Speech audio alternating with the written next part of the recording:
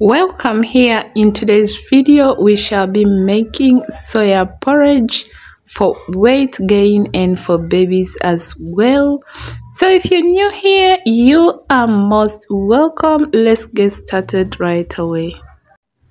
To make this porridge we need to have soya flour, some water, and we also need to have milk. Boil the water. Mix the flour to form a very uniform paste or a smooth paste, and then add it into the boiling water respectively.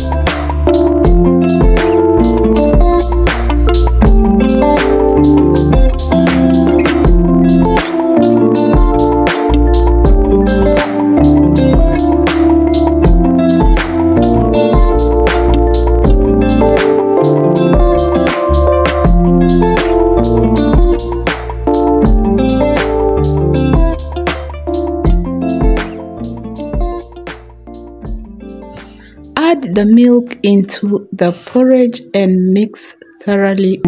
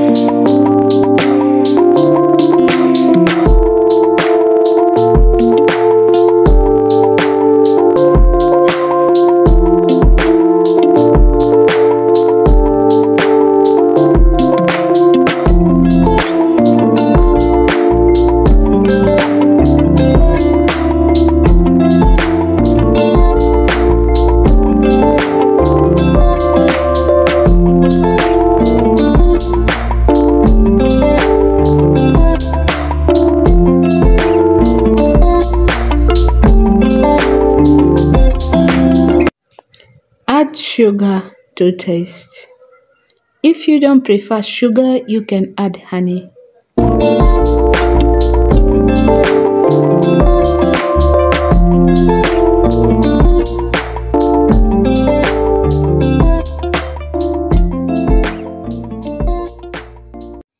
Give this video a like, and if you've not yet subscribed, kindly click on the subscription button below and leave me a comment down below that you have subscribed, I will surely read each and every comment and respond to you accordingly.